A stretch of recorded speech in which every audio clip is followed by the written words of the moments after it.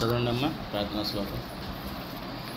ఓం సర్వోపనిషద్దు గావో దోగ్ధా గోపాలనందనః పార్థో వత్సః సుధీర్భోక్తా దుగ్ధం గీతామృతం మహత్. మొదలుపెట్టండమ్మా. ఓం శ్రీ పరమాత్మనే నమః. అథ పంచదశోధ్యాయః పురుషోత్తమ ప్రాప్తి యోగః. శ్రీ భగవానువాచ ఊర్ధమూలమధశాఖం అశ్వత్థం ప్రాపురవ్యయం ఛందాంసి యస్య పర్ణాని యస్తం వేద స వేదవిత్. శ్రీ భగవానుడు పలికెను, ఆదిపురుషుడైన పరమేశ్వరుడు మూలముగా, బ్రహ్మయ్యే ముఖ్య శాఖగా, కాండముగా, వేదములే పర్ణములుగా, ఆకులుగా గల ఈ సంసార రూప అశ్వత్థ వృక్షము నాశరహితమైనది, శాశ్వతమైనది. ఈ సంసార వృక్షతత్వమును మూల సహితముగా తెలిసినవాడు నిజంగా వేదార్థములను ఎరిగినవాడు. ఓం శ్రీ పరమాత్మనే నమః.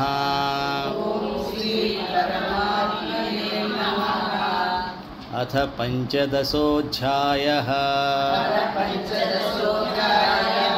పురుషోత్తమయోగః.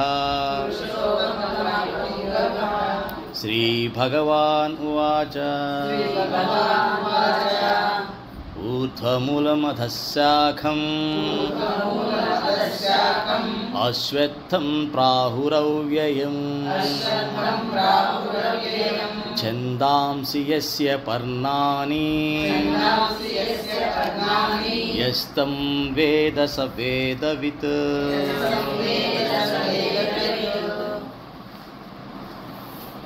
ఈ యొక్క అధ్యాయంలో మనం 3 విషయాలు తెలుసుకుంటామమ్మా. ఒకటి, సంసారం అనేటువంటి వృక్షం ఏ రకంగా వృద్ధి చెందుతోంది అని ఒకటి. రెండవది, జీవాత్మ స్వరూపం ఏమిటి. ఆ తర్వాత పరమాత్మ యొక్క స్వరూపం ఏమిటి. అంటే సంసారాన్ని, జీవాత్మని, పరమాత్మ స్వరూపం, మూడింటిని మనం తెలుసుకుంటాం. ఇక్కడ ఏం చెప్తున్నామంటే శ్రీ భగవానుడు ఊర్ధ్వమూలం అధశాఖం. ఊర్ధ్వమూలం, శాఖం అధ. అంటే ఊర్ధ్వం అంటే పైన.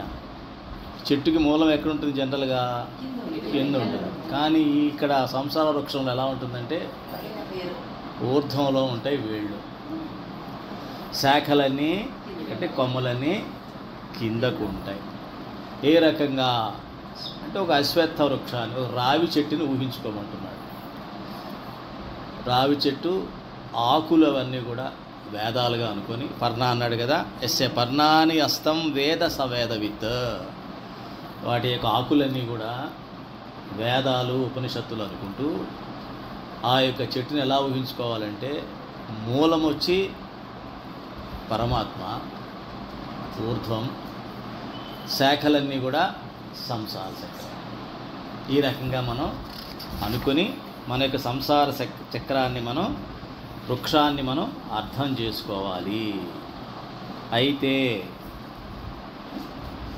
ఇప్పుడైతే ఈ వేదాలుగా ఉన్నటువంటి ఆకులుంటూ, అట్లాగే బ్రహ్మయే ముఖ్య శాఖ కాండముగా ఉంటూ కనుక మనం ఊహించుకున్నట్లయితే అప్పుడు ఈ సంసార రూపమైన అశ్వత్థ వృక్షం శాశ్వతంగా ఉంటుంది అని చెప్తున్నాడు. అంటే ఈ సంసార వృక్షం శాశ్వతంగానే ఉంటుంది. అయితే మనం ఈ సంసారంలో ఉండాలా వద్దా? ఈ చెట్టును ఆశ్రయించి ఉండాలా, లేకపోతే చెట్టును దాటి అక్షర బ్రహ్మను చేరాలా అన్న విషయం మనం తెలుసుకోవాలి. ఈ వృక్షంలో ఉంటే ఏమవుతుంది? శాఖానుశాఖాలుగా అది పెరుగుతూనే ఉంటుంది. అయితే దీనికంతా జీవం ఎక్కడి నుంచి వస్తుంది? ఊర్ధ్వం నుంచి వస్తుంది. మూలం ఎవరు? పరమాత్మ. అంటే దీని వేళ్ళు పైన ఉన్నట్టు అనుకోవాలి. ఒక వృక్షానికి మూలం ఎక్కడుంటుంది? వేళ్లల్లో ఉంటుంది. సారం ఎక్కడి నుంచి తీసుకుంటుంది? అది వేళ్లలోంచే తీసుకుంటుంది. అట్లాగే ఈ సంసార వృక్షానికి సారం కూడా వేళ్ల నుంచి వస్తుంది. ఆ సారం ఎక్కడి నుంచి వస్తుంది? మనకి పరమాత్మ నుంచే వస్తుంది. కాబట్టి పరమాత్మ ఊర్ధ్వంలో ఉంటాడు, అధంలో ఉండడు. కాబట్టి ఊర్ధ్వం నుంచి మనకు వచ్చే పరమాత్మ నుంచి వచ్చేటువంటి ఈ వేదాలు ఉపనిషత్తులు వాటి యొక్క జ్ఞానం మనం తీసుకొని వాటి ద్వారా ఈ సంసారం అనేది కొమ్మలు కొమ్మలుగా అలాగా వస్తూ పెరుగుతూ ఉంటుంది అని చెప్తున్నాడు అనమాట. ఈ రకంగా ఎవరైతే సంసార తత్వాన్ని తెలుసుకుంటారో నిజంగా వేదార్థాలు ఎరిగిన వాడు అని భావించాలి. అంటే ఏంటనమాట, మన మూలతత్వం ఎవరు? పరమాత్మ అని తెలుసుకోవాలి. అయితే పరమాత్మ దగ్గర నుంచి వచ్చినటువంటి ఏదైతే జీవం ఉంటుందో అది ఒక వృక్షంగా శాఖాలుగా విస్తరించి ఉంటుంది. సృష్టి అంతా ఒక వృక్షం అనుకోండి, సృష్టి అంతా ఒక చెట్టు అనుకోండి, ఒక రావి చెట్టు అనుకోండి, కొమ్మలుగా ఎట్లాగైతే విస్తరించి ఉంటుందో ఆ రకంగా ఇది కూడా సంసారం అంతా కూడా విస్తరించి వ్యాపించి ఉంటుంది. కానీ మూలం దీనికి పరమాత్మ అని మటుకు తెలుసుకొని అలా సంసార వృక్షాన్ని మనం ఊహించుకోవాలి. తర్వాత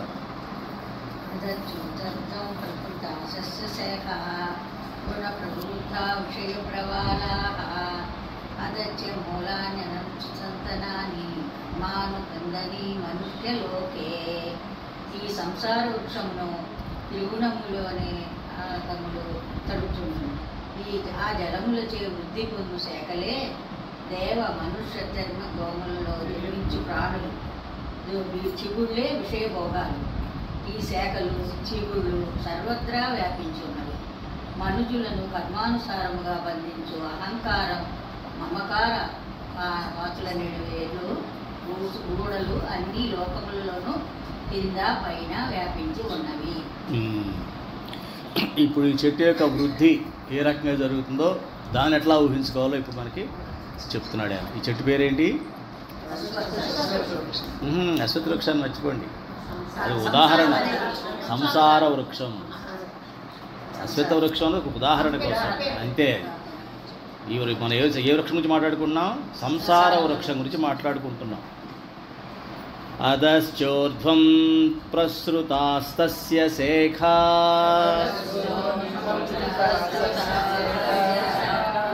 గుణ ప్రవృద్ధా విషయ ప్రవాలాః అధశ్చ మూలాన్యనుసంతతాని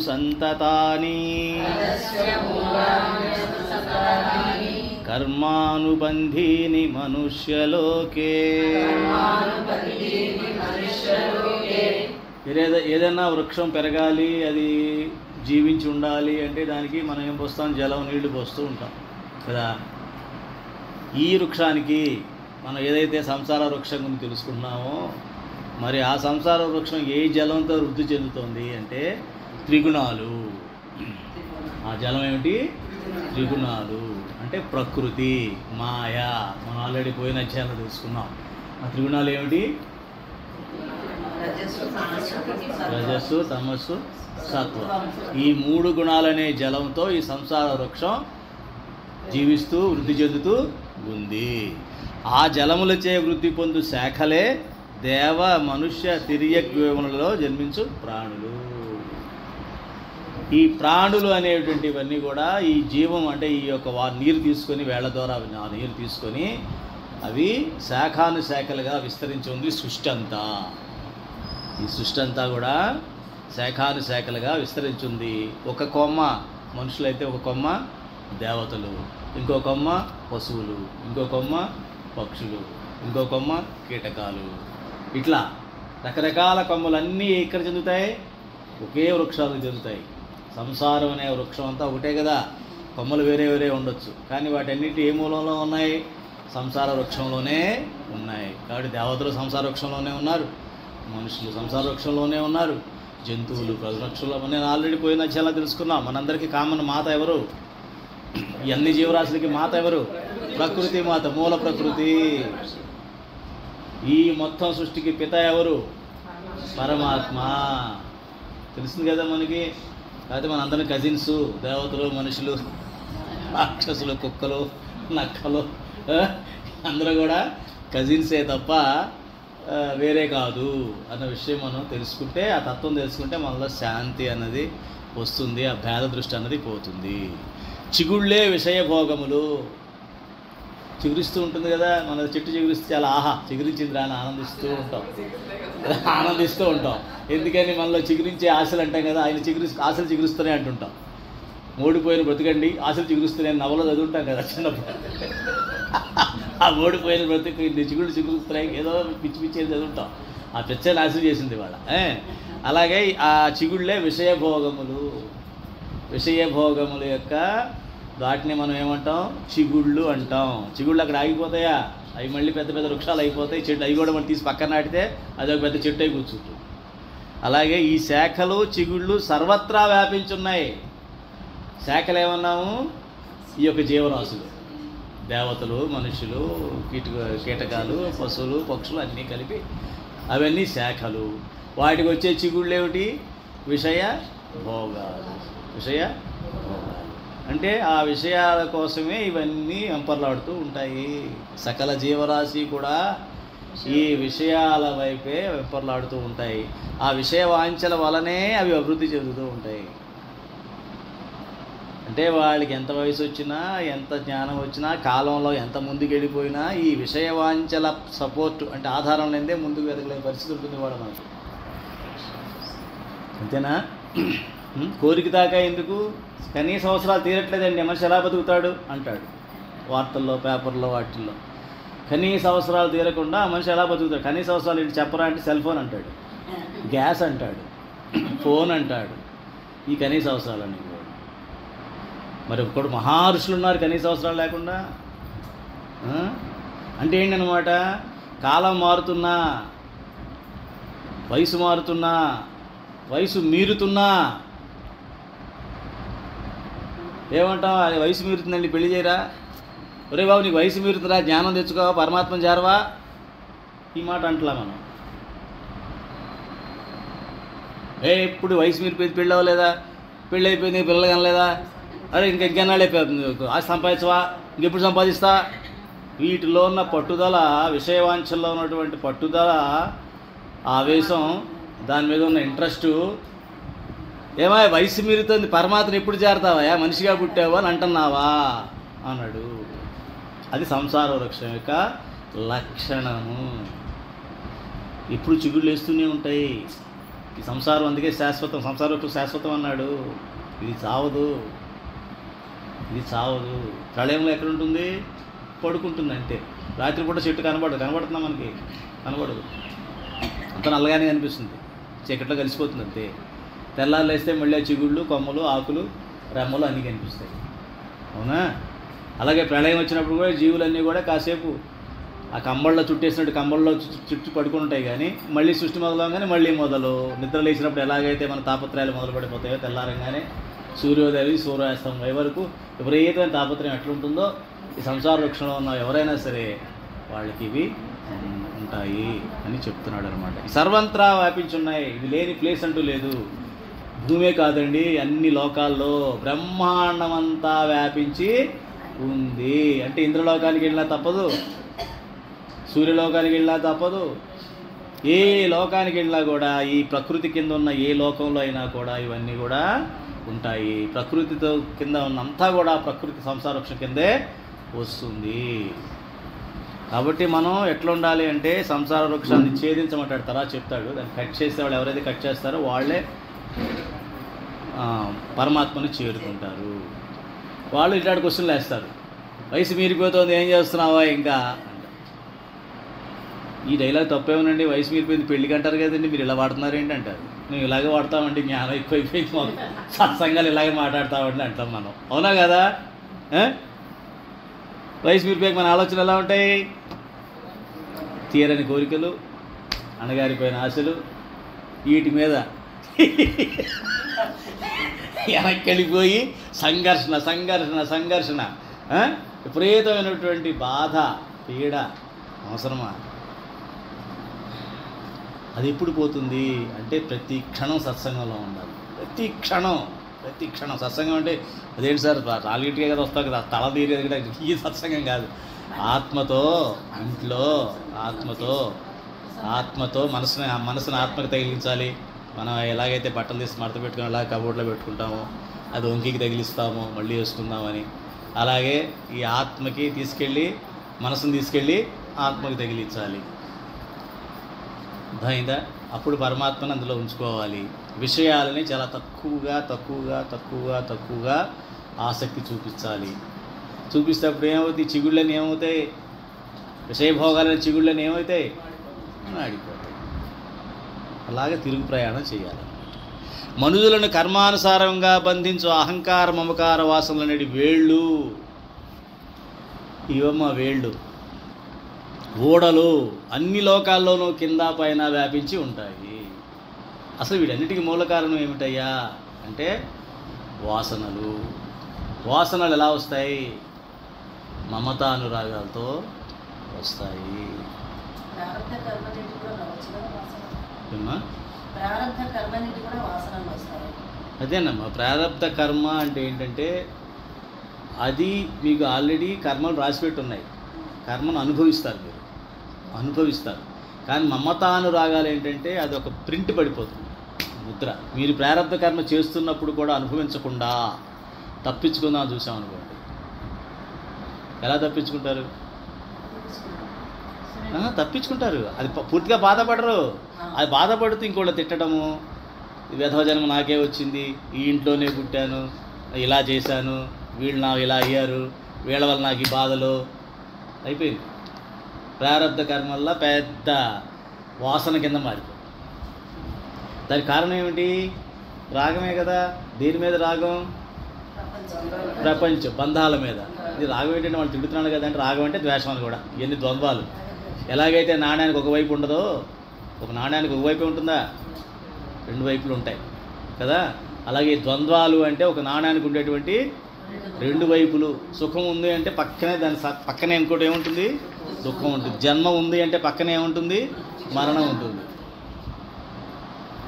జన్మ నాణ్యం పక్కన ఉంటే రెండో నాణ్యకి ఆ పక్కనే ఇంకేమిటో మరణం. రెండు కలిసే మనిషి కలిసి ప్రయాణిస్తూ ఉంటాడు. జన్మ మరణాలు రెండు భుజాలు వేసుకొని బయలుదేరుతాడు అంతే. ఆ రెండు అయిపోవలసిందే. అప్పుడు కానీ ఆ నాణ్యం అట్లా ఉండదు అనమాట. అలాగే మీకు ఆ మమతానురాగాల వలన ఏం జరుగుతుందంటే అవి వాసనల కింద మారిపోతాయి. వాసనల కింద మారిపోయి వాటి కోసం మళ్ళీ జన్మెత్తాల్సి వస్తుంది. ఎందుకు రావాల్సి వస్తుందంటే నువ్వు దాంట్లో పెట్టుకున్నావు విపరీతంగా. అదేంటంటే ఆ ఆత్మ ఏమైపోయిందంటే మలినం అయిపోయింది. ఆత్మ ఏం చేస్తుంది? మనసు అనుకుంటుంది. దాన్ని ఆత్మ ఏమనుకుంటుంది? మనసునే ఆత్మ అనుకుంటున్నాం మనం. మనస్సు అనే ఆత్మ అనుకొని ఆ మనసుని బాగా బలం చేసేటప్పటికి ఆ మనసు ఏం చేస్తుంది? మనసులో వాసనలన్నీ కూరుకుపోయి ఉంటాయి. అప్పుడు ఈ జీవాత్మ ఏం చేస్తుంది? కారణ శరీరం అయిపోతుంది. కారణ శరీరం వెళ్తున్నప్పుడు ఈ యొక్క వాసనలన్నీ దాంతో వెళ్తాయి.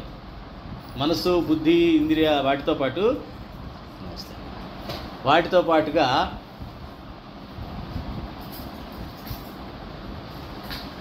పాటుగా ఈ కారణ శరీరం వెళ్తుందన్నమాట. అది వాసనలు అండి. అదే చెప్తున్నాడు. మీ మమకార వాసనలు అనేవి వేళ్ళు, ఓడలు అన్ని లోకాల్లో కింద పైన వ్యాపించున్నాయి. కాబట్టి అవి ఎంత డేంజరో చూడండి. మనిషికి మమత, ఆసక్తి, అనురాగం, ద్వేషం ఇవన్నీ కూడా చాలా అపాయం చేస్తాయి, దుఃఖాన్ని కలిగిస్తాయి. దుఃఖాన్ని ఈ జన్మకే కాదు, రాబోయే జన్మలకు కూడా ఆ దుఃఖం ముందుకెళ్తుంది కానీ ఆగదు. చాలామంది అనుకుంటారు ఈ జీవితం దీంతో పోతే, ఈ జన్మతో పోతే పోవండి సుఖాలు, ఈ దుఃఖాలు అనుకో పోతాయా? పోవు. ఎప్పుడు పోతాయి? నువ్వు ఎప్పుడైతే గుణాతీత స్థితికి చేరుకునే ప్రయత్నం చేస్తావో, పరమాత్మ కాళ్ళే చరణాలే ఆశ్రయిస్తూ ఉంటావో అప్పుడు పోతాయి. కానీ ఏదో ఈ శరీరం పోతుందిలే, లేకపోతే అన్నీ పోతాయని కుదరదు. ఈ శరీరం పోదు అమ్మా. పుట్టుకతో పుట్టినవి, పుట్టుకతో వచ్చినవి ఇవే కదమ్మా. పుట్టుకతో ఏమొచ్చాయి? అది పోద్దు కదా. ఏవి ఏం పోవాలనుకుంటున్నారు మీరు? నేనే చెప్పింది మీకు ఏం అర్థమైంది చెప్పండి. ఎందుకు పోతాయమ్మా? సంపాదించుకున్నాగా. నువ్వు ఇవన్నీ పుట్టినప్పుడు అవి ఏమి రాలా, మధ్యలో బాగా సంపాదించాలి కదా. 4 చేతులు సంపాదించుకుంటారు కదా, ఒక చేయి కూడా సరిపోదు. 2 చేతులు ఉన్నాయి, 2 చేతులు ఏంటరా? 4 చేతులు సంపాదిస్తారు జనాలు. 1000 చేతులు సంపాదిస్తున్నారు. నువ్వు 2 చేతులు కూడా సంపాదించకపోతేట పిచ్చోడు అంటారు, ఎరోడు అంటారు. 4 చేతులు సంపాదించాలి అంటారు. సంపాదించాం లేదా? మరి సంపాదన ఏం చేస్తాం? గుణాలు ఏమో రాసి పెట్టిన ఎవరికి రాయలేము. సంపాదించిన పంచభూతాలు రాయొచ్చు కానీ ఈ గుణాలను రాయలేము కదమ్మా. మనకే పచ్చబొట్టు వేసుకొని వెళ్ళాలి. ఎక్కడ పచ్చబొట్టు? మనసులో పచ్చబొట్టు. వాసనలు అంటే అవే పచ్చబొట్లు పడిపోతాయి. అది పుడకలతో పోదు. అర్థమైందమ్మా మీకు? పుట్టుకతో వచ్చింది ఇదే. ఈ పంచభూత విషయాత్మకమైన శరీరం ఇది ఎట్టాకు పోద్ది, పంచభూతాలు కలిసిపోద్ది. అవి పోవు. ఆ గుణాలు మొత్తం సృష్టి అంతా ప్రకృతి అంతా ఉంటాయి. ఏ లోకంకి వెళ్ళినా ఉంటాయి. మనకు ఏదో పచ్చబొట్టు పొడుచుకున్న విషయాలు ఉంటాయి మనకుంటాయే. మనకి ఏంటి వాసనలు, దాన్ని బట్టి డిసైడ్ అవుతుంది నెక్స్ట్ జన్మ ఏంటి, వ్యవహారం ఏమిటి, అన్నీ కూడా ఇంకో జన్మలాకి వెళ్తాయి. ఎట్లాగ వెళ్తాయని మీరు అడగొచ్చు. ఏది తీవ్రంగా ఉంటుందో చనిపోయేటప్పుడు మీలో విపరీతమైనటువంటి కోపమో, క్రోధమో, కోరికో, లేకపోతే ఒక రకమైనటువంటి ఏదైనా సరే, ఏదో తీవ్రంగా ఏ ఆలోచన ఉంటే అది అయిపోతుంది. చిన్నప్పుడు చూసారా, మన పిల్లలకి అన్నప్రాసినప్పుడు ఏం చేస్తాం? 4 పెడతాం. అక్కడ వాడు ఏం ముట్టుకుంటాడని తమాషాగా చూస్తాం. చూసినా సరే మనకు బంగారం కావాలనుకో, బంగారం కొంచెం ముందుకు పెడతాం. వాడికి మనం తక్కువ వాళ్ళమా? అక్కడే గుణాలు కనిపిస్తాయి. తల్లిదండ్రుల గుణాలు పిల్లలు రావడానికి మామూలుగా ఉండదు. అది వాడికి ఇంత పొడుగు గొలుసు పెడతాం. అంటే గొలుసు స్టార్టింగ్ వాడి రాగానే ముందు పట్టుకోవాలి. పుస్తకం కొంచెం దూరంగా పెడతాం. మనకి చదవం కదా, మన జ్ఞానం అనవసరం. కొంచెం దూరంగా పెట్టి అది లైన్లో ఉండవు. అప్పుడు పొడుగు గొలుసు తీసుకురా వాడి దగ్గరగా ఉండాలి. అది పుట్టుకోవాలి ముందు వాడు.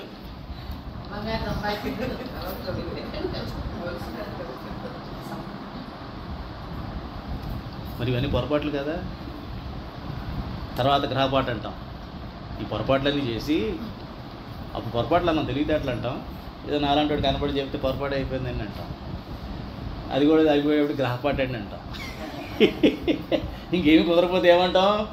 అది గ్రహపాటు అండి అంటాం. ఏ పాటు కాదమ్మా, మన తెలివితేటలే. ఆ సమయంలోకి వెళితే అప్పుడు ఆ పని చేసినప్పుడు కానీ మనసు తీసుకెళ్తే మనకు అర్థమైపోద్ది ఎంత తెలివిగా వ్యవహరించాము. ప్రతి క్షణం మన మనసుని ఎప్పుడు చాలా తెలివిగా వాడాము. ఒప్పుకున్నా ఒప్పుకోకపోయినా. ఒప్పుకున్నవాడు పరమాత్మ త్వరగా చేరతాడు. ఒప్పుకోని వాడు పరమాత్మకి దూరం అయిపోతాడు. పరమాత్మ 2 లక్షణాలను చదివాం పోయిన అధ్యాయంలో. అతి సమీపంగానూ ఉండగలడు, అతి దూరంగానూ ఉండగలడు. ఆయనకేమీ తేడా లేదు. ఆయన నేను అక్కడే ఉంటా, కానీ సమీపంగా ఉండేలా నువ్వు చూసుకోవాలి, లేదా దూరంగా ఉండేలా నువ్వే చూసుకోవాలి. నేను చెప్పే కొన్ని మార్గాలు సమీపంగా ఉండడానికి కొన్ని మార్గాలు చెప్తున్నాను. అయిందేదో అయిపోయింది, ఇంత వెధవనా నేను అని అనుకోవాలి. అందులో అనుకొని ఇక నుంచి జాగ్రత్త పడాలి. ఎలా జాగ్రత్త పడాలి? ప్రతి క్షణం మనసు ఏమన్నా ప్లే చేయకపోతే ఏం చేయాలి? అమ్మా నీ తెలివితేట కట్టిపెట్టు, ఇప్పుడు దాకా నన్ను ముంచేసావు, జాలే నీ మాట వినను అని చెప్పి మన భగవంతుడు చెప్పిన భగవద్గీత కానీ వేదాల్లో ధర్మశాస్త్రాల్లో చెప్పిన ధర్మ నియమాలు ఏమిటి, ఎట్లా ఆలోచించాలి, ఏం ఆలోచించాలి అంటే మనం చెప్పాం ఆల్రెడీ. ఏమిటి? సత్వగుణంతో వచ్చేయాలి ఫస్ట్. మనం ఎప్పుడు కూడా సత్వగుణంతో ఉండేలా ప్రయత్నించాలి. ప్రయత్నిస్తూ భగవంతుడు చెప్పినటువంటి నియమాలు, మంచి ఏమిటి, చెడు ఏమిటి, నీతి ఏంటి, అవినీతి ఏమిటి, ధర్మం ఏంటి, అధర్మం ఏమిటి, ఇవన్నీ తెలుసుకోవడమే కాకుండా మనసుని, అమ్మా మనసు నువ్వు కాసేపు ఊరుకో, నేను చెప్పినట్టు నువ్వు చెయ్యి, నువ్వు భగవంతుడు ఇలా చెప్పాడు కాబట్టి నువ్వు అనవసరంగా ఎక్కువగా ఆలోచించే ప్రయత్నం చేయొద్దు. కేవలం ఏ పని అయితే కర్తవ్య కర్మ నేను చేస్తానో దానికి సంబంధించిన జ్ఞానంతోనే నువ్వు ఉండు. నేను ఇప్పుడు వంట చేయాలి, కాయేన వాచ మనసేన అనేసుకున్నాను కాబట్టి నేను వంటకి ఎటువంటి జ్ఞానం కావాలో, దేని తర్వాత ఏది వేయాలి, ఏంటి, ఎప్పుడు వేయాలి, ఇవన్నీ మనం ఉంటాయి కదా జ్ఞానం. ఆ జ్ఞానంతోనే నువ్వు ఉండు. మనసు ఎక్కువ మాట్లాడమాక, నేను పని చేస్తున్న దాని గురించే ఆలోచించు. మధ్యలో అటు ఇటు వెళ్ళమాక. It's none of your business. అది మనసు నా కంట్రోల్ ఉన్నట్టు లెక్క. ఆ రకంగా నియమనిష్టలతో ఉండాలి. నియమనిష్టలతో ఉండాలి. ఉన్నప్పుడు ఈ వాసనలన్నీ ఒకటి వెళ్ళిపోతాయి. అది కేవలం మానవ జన్మలోనే సాధ్యం. కాబట్టి మానవ జన్మ అంతమయ్యేలోగా ఎప్పుడైతే ఈ జ్ఞానం దగ్గరికి వచ్చిందో అంతమయ్యేలోగానే గబగబ దాన్ని మనం తెలిసిన తర్వాత ఆచరించేసేయాలి. అది తెలివైన వాడు చేసే పని. నాయన చాలా వరద వస్తోంది, మునిగిపోతావు అని తెలిస్తే మీరు ఎంత ఫాస్ట్గా పరిగెడతారో, లేదా ఇల్లు అంటుకుంది అని తెలిస్తే నువ్వు ఎంత ఫాస్ట్గా అక్కడిని తప్పించుకొని వెళ్ళిపోవాలనుకుంటావో, అదే రకంగా ఒకసారి జ్ఞానం వచ్చిన తర్వాత సత్సంగం ద్వారా నాకేంటో ఒక రకమైనటువంటి పరమాత్మ సందేశాన్ని పంపించిన తర్వాత ఇక మనం అదే ఆసక్తితో అదే దీంతో స్పీడ్తో మనం చెయ్యాలి. వాడు తెలివైన వాడు. నువ్వు కథ చెప్పా కదా మీకు ఒకసారి. స్వామివారు చాలా పెద్ద స్వామి, ఆ ఊళ్ళో అందరూ జాతకాలు చెప్తాడు, అన్నీ చేస్తాడు, చాలా మంచివాడు, చాలా పేరున్నవాడు. ఆ ఊరు ఒకసారి విపరీతమైన వరదలకు గురైంది. అది ముందే రేడియోలో చెప్పారు, అయినా వరదలు వస్తున్నాయి, పల్ల ప్రాంత వాళ్ళందరూ కూడా దయచేసి కొంచెం ఎత్తు స్థలాలకు వెళ్ళండి, ఎత్తైన ప్రదేశాలకి, ఒక గంటలోనో పెద్ద అరగంటలోనో వరద వచ్చేసేలా ఉంది అని చెప్పారు. ఈయన గుళ్ళో పూజ చేసుకుంటున్నాడు, అందరికీ అన్నీ చెప్పేవాడు. అందరూ పూజారి గారు, మాస్టర్ గురువు గారు చెప్పారు, అనౌన్స్ చేశారు రేడియోలో, పదండి వెళ్ళిపోదామంటే, భగవంతుడు చూసుకుంటాడయ్యా అన్నాడు. సరే మళ్ళీ వచ్చేసింది వరద. రాగానే ఒక ఆయన నీళ్ళన్నీ మోకాళ్ళలోకి వచ్చేసాయి. ఈయన కొంచెం గుట్ట మీదే ఉన్నాడు, అది ధైర్యం. కొండ గుళ్ళు ఎప్పుడు కొన్ని గుట్ట మీద ఉంటాయిగా, అది ఉండేటప్పటికి పడవలు వేసుకొచ్చారు మిలిటరీ వాళ్ళు, జనాలను సేవ్ చేయడం కోసం, జనాలు రక్షించడం కోసం పడవలు వేసుకొచ్చారు.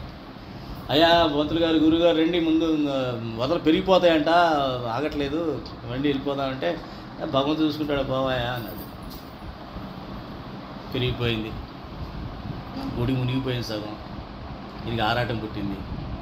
దెబ్బకి గోపురం ఎక్కి కూర్చున్నాడు, గుడి గోపురం ఎక్కి కూర్చున్నాడు. ఇంకా నీరు పెరిగిపోతూ ఉంది. హెలికాప్టర్ వచ్చింది పైన, ఇంకా పడవలు కూడా పరిస్థితి లేదు. హెలికాప్టర్ ఇంకెవడు మిగిలాడో మిగిలారో కప్పులు మీద కూర్చొని పై కప్పులు ఉన్న వాళ్ళని వాళ్ళు రక్షిద్దామని ఒక హెలికాప్టర్ పంపించారు.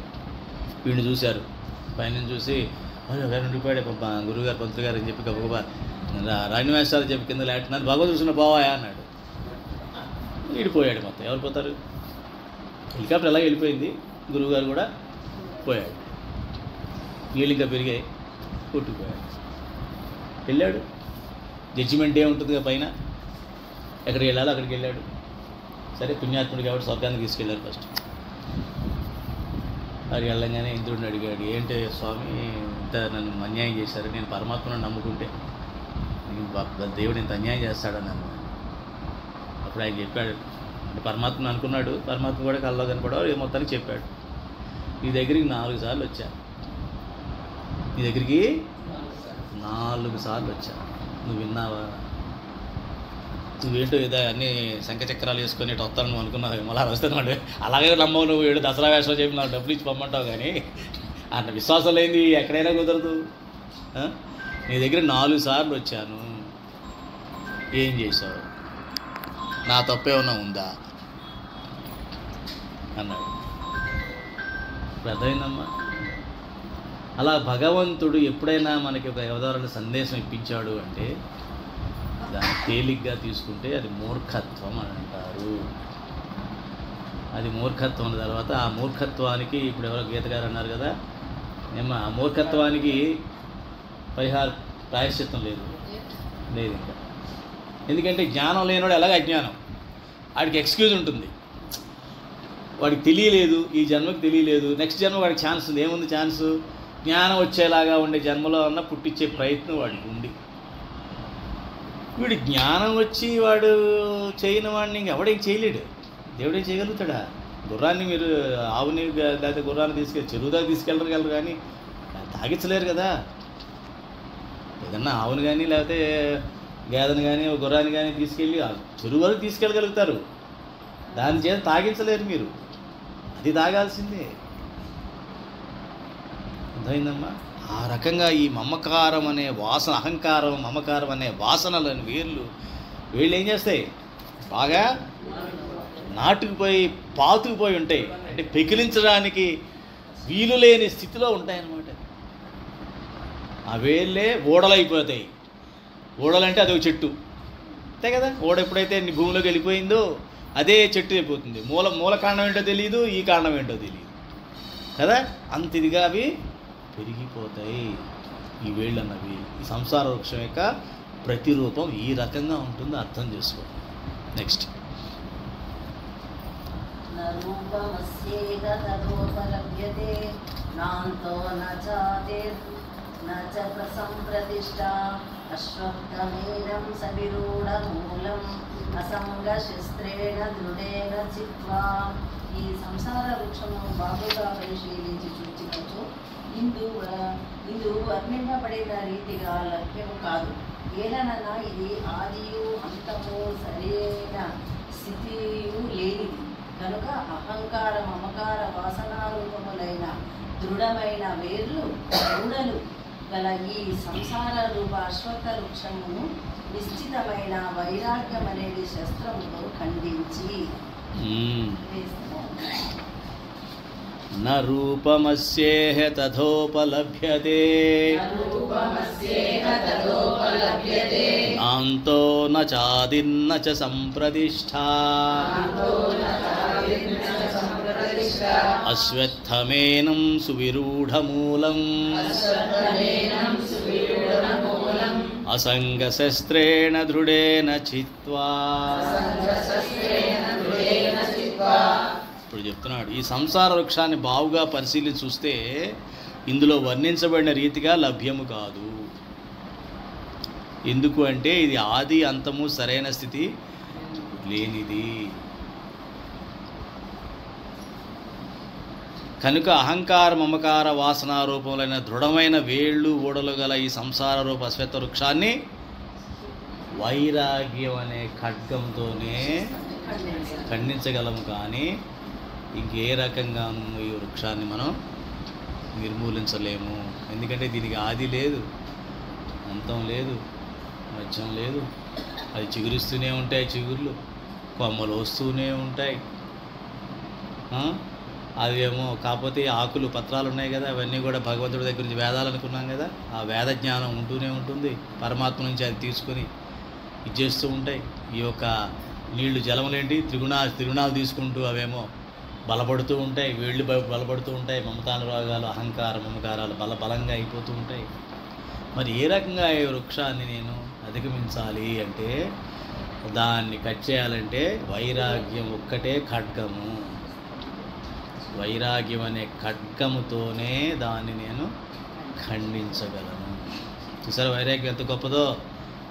పోయినసారి కూడా మనం తెలుసుకున్నాం. సత్వగుణంతో ఉండే 3 లాభాలు ఏమిటి? సుఖము, జ్ఞానము, వైరాగ్యము. ఇది మర్చిపోకూడదు. కళ్ళలో నిద్ర లేపి అడిగినా సరే చెప్పగలగాలి. ఎవరైతే ఇది చెప్పగలుగుతారో వాళ్ళు ఇంకా వెనక్కి వెళ్ళాల్సిన పని లేదు. గుర్తుపెట్టుకోండి, అందరం కూడా సత్వగుణానికి వెళ్ళాలి. అది మొదటి లక్ష్యం. ప్రథమ లక్ష్యం ఏమిటి? సత్వగుణానికే వెళ్ళాలి, సత్వగుణంతోనే ఆలోచించాలి. సత్వగుణంలో వెళ్ళాలంటే ఎక్కడి నుంచి వెళ్ళాలి? రజో తమో గుణాల నుంచి సత్వగుణంలోకి వెళ్ళాలి. సత్వగుణంలోనే అన్నీ చేయడం అలవాటుగా చేసుకోవాలి. దానికి ఎలా తోడ్పడతాయి? సత్సంగం. సత్సంగం అంటే 4 నుంచి 5 ఉంటే సత్సంగం ఒకటే కాదు, రోజంతా సత్సంగం. అన్ని రకాలుగా అన్ని విధాలుగా సత్సంగం వల్లనే అది సాధ్యం అవుతుంది.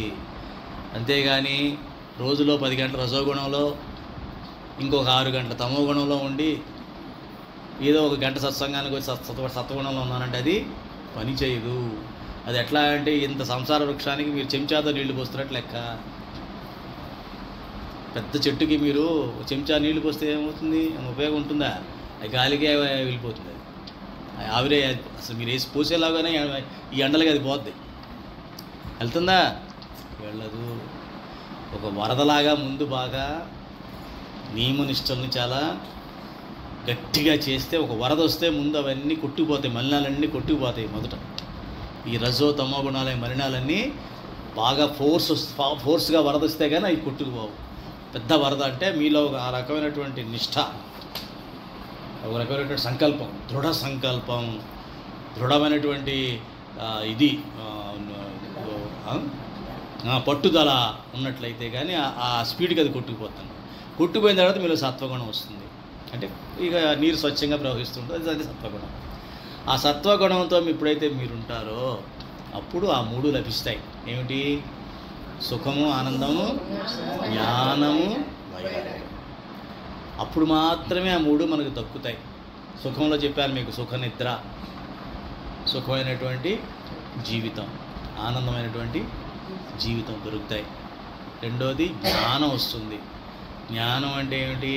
నేను ఆత్మస్వరూపుడిని అనే విషయం తెలుస్తుంది. ఎలా తెలుస్తుంది? ఇప్పటివరకు మలినం పెట్టిన అద్దం మీద దుమ్ము ఉంటే నా మొహం ఎలా కనిపించలేదో, ఇప్పుడు ఆ దుమ్మంతా తుడిచేసాను కాబట్టి చక్కగా అందంగా, ముందు అద్దం అందంగా ఉంటే నేను అందంగా కనిపిస్తా. అద్దమే మురికిగా ఉంటే అప్పుడప్పుడు చూసారా మన గొడవలో ఎగ్జిబిషన్ పెడతా ఉంటారు. అద్దాలు వంకరగా కనబడే, లావుగా ఎత్తుగా కనబడే, మొహం ఇలా కనబడే, అలా కనబడే, సరదాగా నవ్వుకుంటాం కదా, లోపలికి వెళ్ళి పెద్ద పెద్ద అద్దాలు పెడుతూ ఉంటారు. ఆ రకంగా అద్దమే బాగోకపోతే మనం ఎట్ట కనిపిస్తాం? వంకరగానే కనిపిస్తాము. కాబట్టి అద్దం సరి ఏం చేసుకుంటున్నాం ముందు? దేంతో? సత్వగుణంతో సరి చేసుకుంటున్నాం. ఎప్పుడే సత్వగుణంతో సరి చేసుకున్నామో నా మొహం అందంగా కనిపిస్తుంది, ఆనందంగా కనిపిస్తుంది. ఎప్పుడైతే అందంగా ఆనందంగా కనిపించిందో ఈ జ్ఞానంతో, అంటే జ్ఞానం ఏంటి? మధ్యలో ఎటువంటి మురికి రాదు. ఇక ఎటువంటి చిన్న చిన్న మురికిలు వచ్చినా మీరు తుడి చేస్తుంటారు అద్దం మీద. ఇప్పుడు తెలిసిపోతుంది కదా, అద్దం క్లియర్గా ఉంది, కొద్దిగా దుంపడింది తెలిసిపోతుంది నాకు. తెలిసిపోయినప్పుడు మళ్ళీ రజోగుణంలోకి తమోగుణంలో పడకుండా ఆ సత్వగుణం మెయింటైన్ చేసేలాగా మళ్ళీ సత్సంగాలకి వాటికి వచ్చి నెమ్మదిగా దాన్ని తుడిచేస్తుంటాం అన్నమాట. అట్లాగానే మనం ఎప్పుడైతే మెయింటైన్ చేస్తూ ఉంటామో అప్పుడు మనకి ఈ యొక్క భాగ్యం కలుగుతుంది. ఏ భాగ్యం? వైరాగ్యం. సో వైరాగ్యం ఒక భాగ్యము అనుకోవాలి. అది పరమాత్మ ఐశ్వర్యము. పరమాత్మను అన్ని ఐశ్వర్యాలు ఎలా అడుగుతామో, సకల ఐశ్వర్యాలు ఇవ్వు పరమాత్మ అంటామా అనమా? మన లిస్టు తెలియకపోయినా ఆ లిస్ట్ అలాగే మనకు తెలియదు కాబట్టి పరమాత్మ దగ్గరికి వెళ్ళి నీ సకల ఐశ్వర్యాలు ఇవ్వు అని వెనక మటుకు వైరాగ్యం వద్దు అని అంటాం. ఇది ఆ ఒకటి అడక్కన్నట్టుగా ఆ దేవుడి దగ్గరికి వెళ్ళి సకల ఐశ్వర్యాలు లేవు పరమాత్మ, వైరాగ్యం మట్టుకొద్దు, గురువుగారు వైరాగ్యం కూడా ఐశ్వర్యం అన్నాడు, అది వద్దు మాకు అని పక్క తిరిగి చెప్పుకుంటాం అనమాట. అది ఎలా ఉంటుంది? కుదరదు కదా. ప్యాకేజ్ అంటే ప్యాకేజే. ప్యాకేజ్ అంటే మొత్తం ఇస్తాను కదా, అది తీస్తా, ఇది కుదరదండి, ప్యాకేజ్ కానీ ఇస్తాం ఒకటి, అది విడదీసి మేము ఇవ్వలేమంటాం. అప్పుడు ఏం చేస్తాడు ఆయన? అన్నీ కలిపే ఉంటాయి. అప్పుడు పరమాత్మ ఏం చేస్తాడంటే అన్ని చోట్ల మీకు తోడుంటాడు. మీరు ఎందుకు భయపడుతున్నారంటే, మనం ఎందుకు భయపడతామంటే పరమాత్మ లేకుండా ఉన్నాడు మనకు భయంగానే ఉంటుంది. ఒక అనాథ బిడ్డకి ఎప్పుడు భయంగానే ఉంటుంది, తల్లిదండ్రులు లేనివాడు భయంగానే ఉంటుంది, బతుకంతా భయమే. ఇప్పుడు పరమాత్మ ఉన్నప్పుడు నీకెందుకు బాధ? నీకు బాధ ఏంటంటే ఐశ్వర్యం ఇచ్చేసి ఉండకూడదు, పరమాత్మ వెళ్ళిపో అక్కడి నుంచి. నువ్వు ఐశ్వర్యం నాకు డబ్బులు లేని మూటలు కట్టేసి బంగారు పెట్టి వెళ్ళిపో, నువ్వు ఉండొద్దు. ఇది మళ్ళీ నేను అధర్మం చేయాలి కదా దీంతో, మన ఆయన ఉంటే చేయలేనే. ఆయన దగ్గర డబ్బులు తీసుకోవడం వరకే నా పని. ఇక దాన్ని ఎలా ఆడుకుంటా నేను? ఇక అన్ని రకాలుగా అవినీతి అధర్మంతో దాన్ని పిచ్చి పిచ్చిగా చేస్తాను. అక్కడికి వీడి పాపం అంటుకుంటుంది కదా. ఎట్లాగైతే నువ్వు ప్రతి దాంట్లోనూ భగవంతుడు ఎదురు పెట్టుకున్నావు అనుకో, నువ్వు సత్వగుణం నుంచి బయటపడవు. ఎంత ఐశ్వర్యం ఉన్నా సరే అణిగిమణిగి ఉంటావు. అది భగవంతుడు ఇచ్చిన ట్రస్టీగా ఉంటావు, నువ్వు ఒక ట్రస్ట్ మెంబర్గా ఉంటావు, కానీ ఓనర్గా ఎప్పుడు ఫీల్ అవ్వవు. అదే భగవంతుడు నాకు ఇచ్చాడు, దీన్ని సంరక్షించుకోవాలి, దీన్ని బాగా చూసుకొని మళ్ళీ ఆయనకి అప్పచెప్పాలనుకుంటావు అనుకోమా. ఎప్పుడైతే ఆ భావన మీతో వస్తుందో, ప్రతిదాన్ని భగవంతుడితో మనం లింక్ అయి చేస్తామో, ఆయన వైరాగ్యం ఇచ్చినా కూడా ఆయనే చూసుకుంటాడు. నీకెందుకు బెంగ ఎందుకు వస్తుందంటే నేను చేస్తున్నాను, భగవంతుడు వరం అడిగాను ఇచ్చుకోవాలి, కానీ రోజు నాకు కూర్చోకూడదు భగవంతుడు. ఇది ఇటువంటి భావన మనం డెవలప్ చేసుకోవాలి. అందుకనే అప్పుడు వైరాగ్యం అంటే భయమే. ఇది అందులో కూడా ఆయనే ఉంటాడు. ఐశ్వర్యం, మిగతా ఐశ్వర్యాలతో ఎప్పుడైతే ఆయన ఇచ్చినప్పుడు ఆయనతో పాటు నేను ఉన్నాను, వైరాగ్యం వచ్చినప్పుడు కూడా ఆయన నాతో ఉంటాడు. కాబట్టి ఈ వైరాగ్యం లేదే సంసార చక్రాన్ని మనం దాటలేము. అంటే అత్యంత విలువైనది, సౌభాగ్యమైనది, చాలా శక్తివంతమైనది ఏదన్నమాట. నెక్స్ట్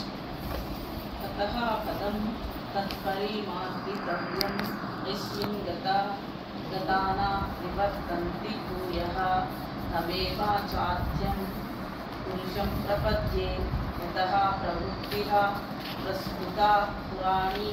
అనంతరము ఆ పరమపద రూపుడైన పరమేశ్వరుని సర్వతోముఖముగా అన్వేషింపవలెను. ఆ పరమపదము చేరిన పురుషులు ఈ జగత్తునకు తిరిగి రారు. అట్టి పరమేశ్వరుని నుండియే ఈ పురాతన సంసార వృక్ష పరంపర విస్తరించి ఉన్నది. అట్టి ఆది పురుషుడైన నారాయణుని శరణు పొంది దృఢ నిశ్చయంతో ఆ పరమేశ్వరుని మనన నిధి ధ్యాసాదులు చేయవలను. ఇప్పుడు చెప్తున్నాడు, వైరాగ్యం అనే శస్త్రంతో ఈ సంసార వృక్షాన్ని ఖండించి అక్కడికి ఆగిపోకూడదు. తర్వాత చేయాల్సినటువంటి ఏం చేయాలో కార్యక్రమం చెప్తున్నాడు. తతః పదం తత్పరిమార్గితవ్యం యస్మిన్ గతా న నివర్తంతి భూయః తమేవ చాద్యం పురుషం ప్రపజ్యే యతః ప్రవృత్తి ప్రసృతా పురాణీ. ఈ పురాతనమైనటువంటి ఏ పరమేశ్వరుడి నుంచి అయితే ఈ వృక్షం వస్తుందో సంసార వృక్షం, ఆ వృక్షాన్ని వైరాగ్యం అనే ఖడ్గంతో ఛేదించి ఖండించి ఆ పరమాత్మని ఆశ్రయించాలి, సర్వతోముఖంగా ఆయన్ని అన్వేషించాలి. ఆయన అన్వేషించాలంటే దేంతో అన్వేషించాలి? ఇక మనసు ఉంటే కదా కష్టమే. వైరాగ్యంతో కూడిన మనస్సు, ఆత్మస్వరూపుణ్ణి అనే జ్ఞానము, నేను ఆత్మస్వరూపుడను, శాశ్వతుడిని, చైతన్యవంతుడిని, జడము కాదు నేను. ఈ శరీరం మొదలుకొని బయట కనబడే బంధాలు, అనుబంధాలు, ఈ సమాజం, ఈ సృష్టి, ఈ విషయాలు, ఇవన్నీ కూడా జడమే. ఇవన్నీ కూడా ఎక్కడి నుంచి మొదలు పెట్టాలి? జడం అనేది నా శరీరం నుంచే మొదలు పెట్టాలి. శరీరం అంటే సూక్ష్మ శరీరంతో కలుపుకొని అక్కడ మొదలుకొని బయట సృష్టి అనంతం వరకు, మాయ ప్రకృతి అనంతం చివరి వరకు కూడా, అంటే అన్ని లోకాలు దాటి ప్రకృతి ఎంతవరకు ఉందో అక్కడి వరకు కూడా జడమే అనుకున్నప్పుడు నేను ఈ జడంలో ఎక్కడ అంటుకోను, నీ జడంలో నేను అంటుకోను. ఆ భావం ఉండాలి. ఈ రకంగా సర్వతోముఖంగా నేను పరమాత్మని అన్వేషించాలి. మరి అప్పుడప్పుడు కళ్ళు మూసుకొని ఎలా ఉంటామండి? మరి కళ్ళు కనిపిస్తున్నాయి, చెవులు వింటున్నాయి. అందుకనే ప్రతి దాంట్లోనూ ఒక పరమాత్మని చూడాలి అని ఎప్పటి నుంచో మనం అనుకుంటూనే ఉన్నాము. ఆ పరమాత్మని మాత్రమే చూసే ప్రయత్నం చేయండి. అంటే అర్థం ఏంటంటే అందులో ఉన్న చైతన్యాన్ని చూడండి, జడాన్ని కాదు. మనం ఏం చేస్తున్నాం? జడాన్ని ఎక్కువ చూస్తాం, ఆ చైతన్యాన్ని చూడట్లా. మనం నమస్కారం అంటాం. నమస్కారం అంటే అర్థం ఏంటి? ఈ ఆత్మని గుర్తించింది అని అర్థం. నాలో ఉన్న ఆత్మ నీలో ఉన్న ఆత్మని గుర్తించింది అని చెప్పడం. ఇంకొంచెం సత్సంగంలో ఎక్కువ ఉన్నవాడు ఆత్మలో పరమాత్మను చూశాను అని చెప్పడం. కానీ మనం ఏం చేస్తాం? చెప్పే కదా మొన్న, ఈ జడాన్ని చూస్తాం. అంటే ఆ ఎదురుకున్న వ్యక్తి యొక్క పదవి ఏమిటి, వాడికి ఉన్న గౌరవం ఏంటి, వాడికి ఉన్న ఆస్తిపాస్తులు ఏంటి, వాడికి ఉన్న లెవెల్ ఏంటి, ఇవన్నీ మొదలు పెద్ద ఫైల్ ఓపెన్ చేసి ఇలా పేజీలన్నీ చదివి అప్పుడు నమస్కారం అండి. ఆ నమస్కారంలో కూడా చాలా రకాలు ఉంటాయి. మరీ పెద్ద ఆయన అయితే నమస్కారం అండి ఇలాగా, అటు పని ఉంటే ఇంకొంచెం నమస్కారం నమస్కారం నమస్కారం ఇటు ఇలా నమస్కారం నమస్కారం నమస్కారం. ఏమిటిది? ఈ డ్యాన్సులు ఏంటి? ఆ నమస్కారం పెట్టకపోయినా మంచిదే, అవునా? ఇవన్నీ కామెడీ నవ్వుకుంటారమ్మా. అందుకని నేను చేసింది మీకు చెప్తున్నాను. అంతే జనాలు చూస్తున్నా కరెక్టే కదా. నేను చూసి నవ్వుకుంటూ ఉంటాను. నాకు నవ్వొస్తుంటుంది ఇవన్నీ కూడా. ఆఫ్కోర్స్ నాకు నవ్వడానికి రావాలని రూలే లేదు, నేను చెప్తున్నా. ఆ నమస్కారానికి మీ అర్థం లేదు, అర్థమైందా? ఆ రకంగా మనం కనబడే విషయాలన్నింటిలో కూడా, వినబడే విషయంలో కూడా ఏ సౌండ్ రానివ్వండి, మీ ఇష్టదైవం నామజపం అనుకోండి, పైన సుత్తుతో కొడుతున్నా ఢమ్ ఢమ్ అని, శ్రీరామ్ శ్రీరామ్ శ్రీరామ్ శ్రీరామ్ శ్రీరామ్, హరే కృష్ణ హరే కృష్ణ హరే కృష్ణ, స్వామినారాయణ స్వామినారాయణ, నాకు అలాగే ఉంది. లేకపోతే ఓ ఓ ఓ సింపుల్. పరమాత్మ చూడటం నేర్చుకోండి, అలవాటు చేసుకోండి దానికి మనసుకి. వీడేమిటో ఏమి వినిపించినా సరే, మా ఇళయరాజా మ్యూజిక్ వినిపించినా శ్రీరామ్ అంటాడు ఏమిటి విసుగు రావాలి దానికి. రెహమాన్ సే పాట వినిపించినా వీడేమిటి ఇది చేస్తున్నా, ఇంకా ఏదో అందులో దేవుడు చూస్తున్నాడు ఏంటి అనిపించాలి. తప్పదు కదా, అది ఎలా చెవిలో పడుతుంది నాకు. అలా అని చెప్పి దాని గురించి ఏమిటి విసుగ్గా అయిపోతే నేను ఎందుకు విసుగు తెచ్చుకోవడం ఎందుకు? ఆయన తలుచుకుంటూ ఆయన లీనం అయిపోతే ఇది తగ్గిపోతుంది సౌండ్. ఈ సాధన అమ్మ ఇవన్నీ కూడా. అప్పుడు మీలో ప్రకాశం తగ్గదు. ఏ ప్రకాశం తగ్గదు? ఆత్మ ప్రకాశం తగ్గదు. ఆత్మ ప్రకాశం తగ్గదు. ఆ ఆత్మ ప్రకాశాన్నే బ్రహ్మ తేజస్సు అంటారు. ఏమంటారు?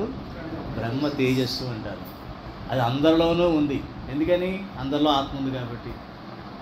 కానీ ఎవరైతే తెలుసుకొని ఆ ఆత్మని ఇలా ఈ రకంగా అన్వేషించి పరమాత్మను అన్వేషిస్తూ ఉంటారో వారిలో ఒక తేజస్సు ఉంటుంది. ఆ తేజస్సు మనకి కూడా అర్హులమే. ఆ తేజస్సు తెచ్చుకోవడానికి ఎన్ని మార్గాలు నేను చెప్పినాయి అన్నీ కూడా. ఇవి మళ్ళీ మళ్ళీ మీరు ఈ ఆడియో వింటూ నోట్స్ రాసుకోవాలి. లింకు ఏంటి సత్వగుణం ఎలా చెప్పారు గురువుగారు, దీని తర్వాత ఏం చేయమన్నారు, ఇవన్నీ మీరు పదే పదే రామకోటి రాస్తారే, నామజపం చెప్పుకుంటారే, ఆ రకంగా ఇప్పుడు నేను చెప్పింది మీరు రాసుకోండి. 10 సార్లు 100 సార్లు రాసుకోండి. అది మీకు మనసులో పట్టేంత వరకు ఇది చాలు. ఇవాళ నేను చెప్పిన ఈ 10 నిమిషాలు సరిపోతుంది కరెక్ట్గా చేస్తే. మీరు పదే పదే కనుక మీరు చేస్తే అదే చెప్తుంది. నేను చెప్పింది ఆయనే చెప్పాడు. ఏం చెప్పాడు? అట్టి ఆది పురుషుడైన నారాయణునే శరణ పొంది దృఢ నిశ్చయముతో ఆ పరమేశ్వరుని మననము నిధిధ్యాసము చేయవలెను. అదే నేను ఇప్పుడు నేను చెప్తున్నది. మననం చేయాలి ప్రతిసారి. ఇప్పుడు శ్రవణం చేస్తున్నారు మీరంతా శ్రవణం చేస్తున్నారు.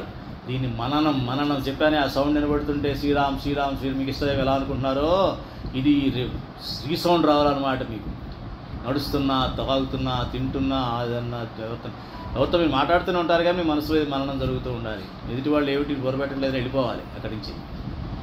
ఆ సీరియల్ మీకు చెప్పకుండా మీ ఆసక్తిని, ఈ ఆసక్తి లేదులే వీళ్ళకి అని చెప్పేసి అన్నట్టుగా క్రియేట్ చేసి ముందు వాళ్ళని అక్కడి నుంచి గెట్అవుట్ అనకుండా గెట్అవుట్ అలాగా చేసేయాలి. చేయకపోతే సాధన రాదు మీకు, అనవసరం. నెక్స్ట్ జన్మ చెప్పండి సామెత ఏంటో? నెక్స్ట్ జన్మ బెటర్ లక్. నెక్స్ట్ జన్మ బెటర్ లక్ అని చెప్పేసేసి ఈ జన్మకి ఇంతే, నెక్స్ట్ జన్మ బెటర్ లక్. అంతకని మనం ఏం చెప్పుకుందాం? మన మానవ మాత్రులు అంతకని చేయలేం కదా. సో ఈ మననము నిధిధ్యాసనం.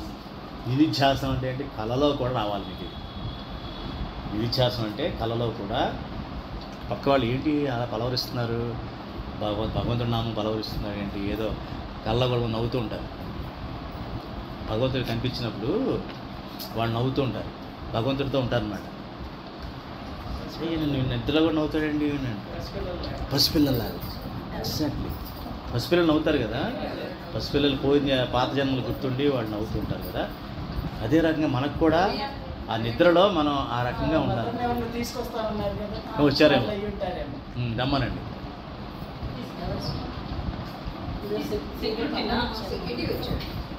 పెద్దవాడు ఒక ఆవిడ వచ్చారు.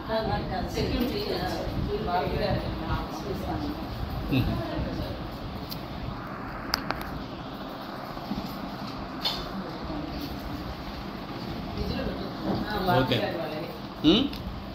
ఆ రకంగా నిధిధ్యాసం అన్నది ఆ స్థాయికి రావాలన్నమాట. నిధిధ్యాసం డైరెక్ట్గా రాదు. వాడు వెళ్ళిపోయి రాత్రి కళ్ళలో దేవుడు కనిపించడం అనుకోవద్దు.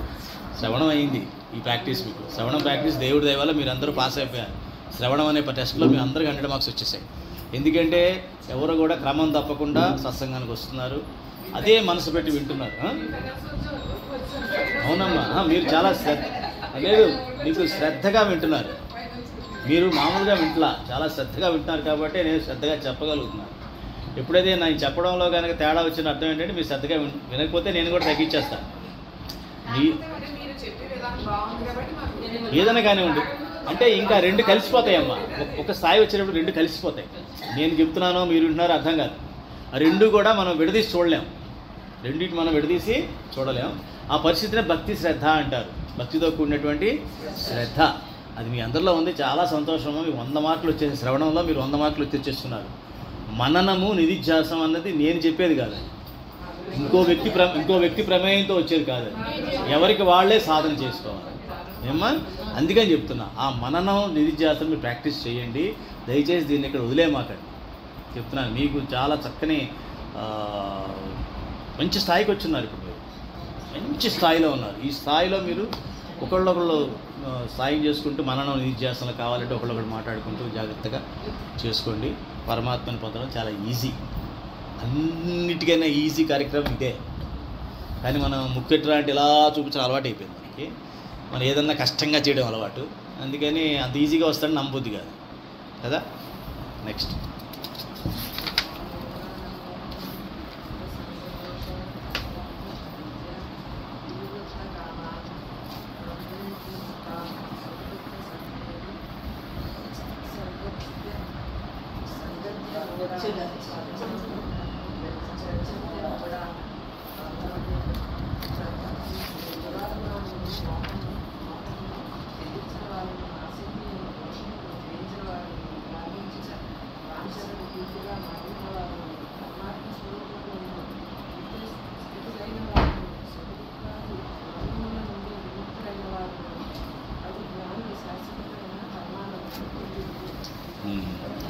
నిర్మాణ మోహాజిత సంగదోష